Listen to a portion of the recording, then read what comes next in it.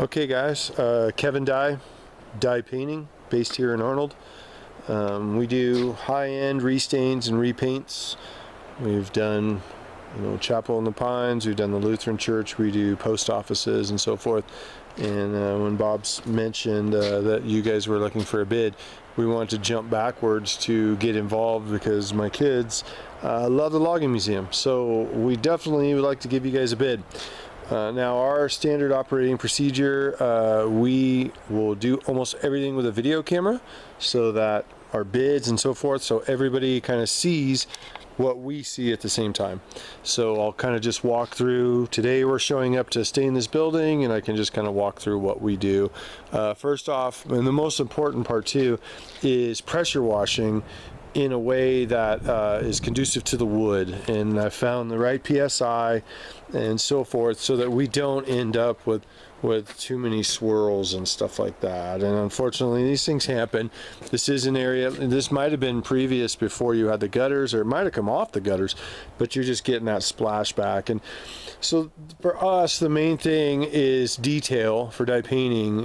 It's definitely what we bring that that we can step apart from our competitors and our peers up here, is that the reality is zero stain on the ground, zero stain on the windows, the best products you can possibly use, and prep and power wash.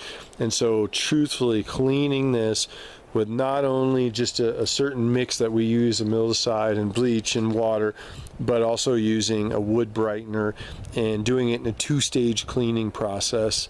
And that's a huge deal, because we've gotten many buildings, and if you need any pictures, let me know, that we've gone in and they look like this, and we've got them to look as if it's almost new wood. So first day we show up, we remove stuff like this. Previous guys, they stain that, and that's okay. We take those off, and we usually repaint them. We put them on a drop cloth and we spray them with a black or a brown spray paint, and then we put them back up. It takes all of 5 minutes, something brown that would match like that. So it takes all of 5 minutes, and it's very easy to do.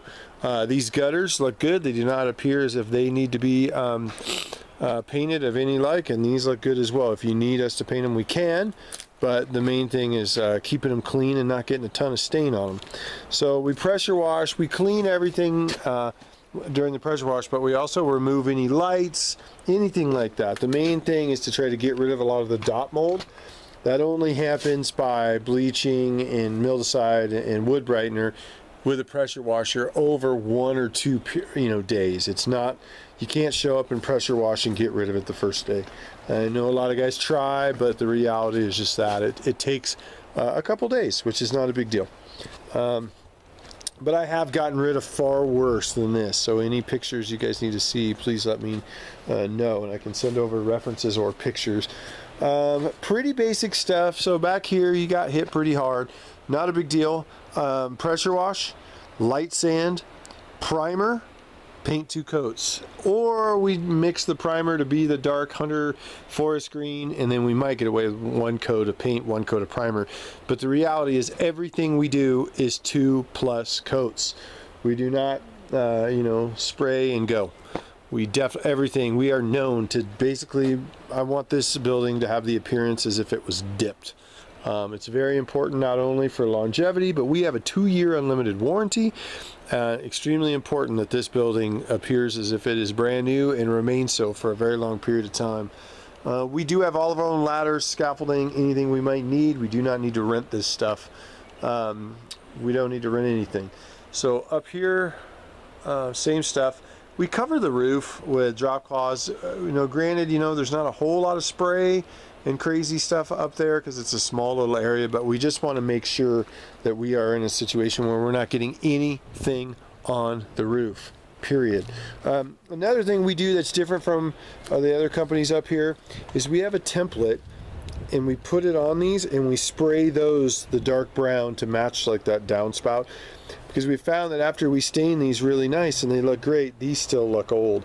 So it takes very little time for someone to go around and do that and just kind of and do them up, so that's not a big deal. And we could probably match the color that's on the deck. So Yeah, the patchwork, some of this, not really a big fan of. All this woodpecker stuff we can fix. I have found a couple different styles that I use. I either make a hole like a drywall patch and fix it, and I have T111 and shiplap and cedar and all this stuff at our shop that's already weathered, or I just use putty in a way that appears more like a knot. Instead of a light color, I use a very dark color prior to stain. That's what we do because we want it to actually kind of appear as if it's you know, we want it to kind of appear as if it's a knot. We want to hide it, camouflage it. If you put new wood up like this one on the end, and some of these back ones are going to get interesting, but it's not a big deal. We do far worse. Again, you know, we paint these guys. All this would just be stained back here. My suggestion on this area right here is that we don't use, yet you definitely have some woodpecker work here. Not a big deal. Like I said, we've done worse. But that will be taken into consideration there. Okay, so my suggestion in here is that we do these guys, and we do the supports, and we do the outsides and everything, but we don't concentrate too much on just underneath. Sometimes what we do is we just kind of spray a good coat, like a mist coat, just to make sure it's on there. But the reality is that, I mean, that's a lot of stain and a lot of time for an area that I really don't think you're going to be doing too much entertaining right here. We do want it protected, so that is imperative. But at the same time, it's not something that I think we should, you know, if it's a considerable amount of money to do, we shouldn't do it. Again, lights would be removed. Doors would be repainted the white color or a green color, which it doesn't matter any color to us. It's all the same. Everything is two coats. Decks look pretty good, actually. These look actually really good. I can set this up as a separate cost on these. I just see these as being a pretty good shape. I mean, I don't see a lot of wear. I mean, I got a little bit, but I mean, these guys look really nice. So, not a big deal. I can set up a separate price for that. If you can get away with not doing it, then save yourself a little money. It's kind of a good thing. Easy stuff. I can even get rid of a lot of that black mold. Not a big deal.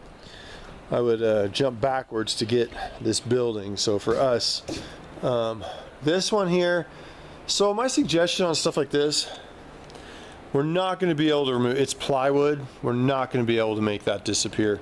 So my suggestion on just this square that's really bad right here, that we go with a semi-solid Armstrong stain. So that would hide it from here on out. And we could even get that semi-solid to appear much like this. And it would only be just this square up here. You know, just this lid, as we call it. And then that might hide a lot of that stuff. And the rest of it, we should be able to clean all up. And then obviously all this stuff would be done. I could also give a separate cost for doing any of these railings, but my suggestion is they look good. If you want us to paint them, we can. We use DTM metal, which is direct to metal paint, and we can do those, but in reality, I think they look pretty good right now. They are metal, and people are going to be grabbing on them, so not really something that's, again, that imperative unless you decide you want us to do that. Obviously, all posts, all wood stuff would be in our bid.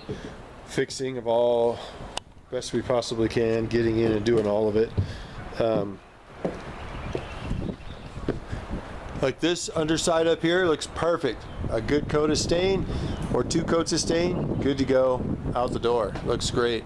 I can work around any of this stuff without getting any stain on it easily. Let's see here.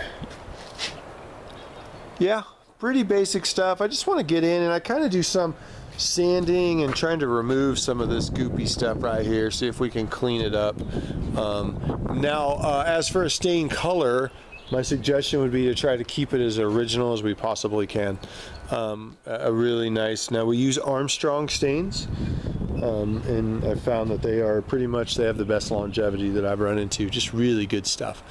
So, and then all the paint up there can either be Kelly Moore or it can be Dunn Edwards. I I'm the only guy up here that really uses a lot of Dunn Edwards, and that's because it has the high UV stuff in it, the blocker, and that stuff lasts so long. I used it in Arizona for 12 years, licensed out there, and that stuff just lasts forever and ever and ever. So with that said, you know, we can match to almost any color, but again, the main objective of this is we want kids and families to show up and this place look good for many years for what you pay. And that's the trick. Use the best materials you possibly can, prep everything more than it should be, and stain everything multiple coats in a clean manner, and you should be good to go.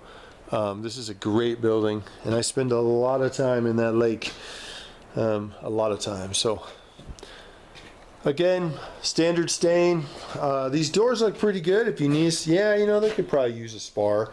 I'd probably just sand these two guys and just put a spar coat on them, so I can put that in the bid as well.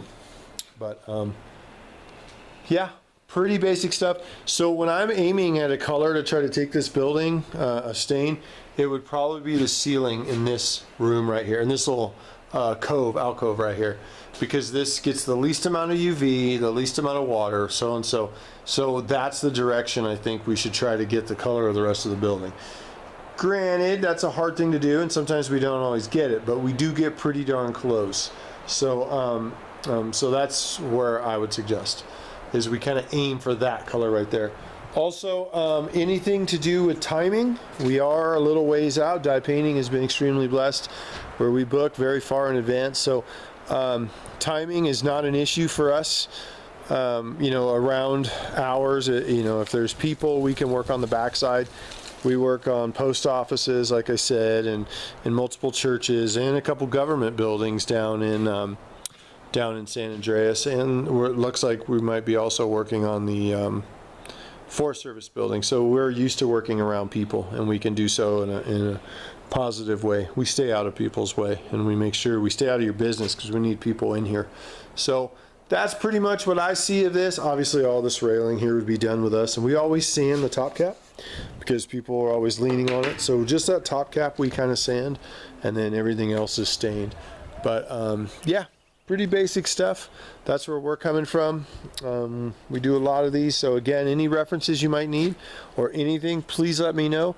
And either way, thank you for the chance to come do a bit of it, and I'm really excited to see what happens, because we and my kids will be here this summer either way. Thank you. Have a good day. Bye.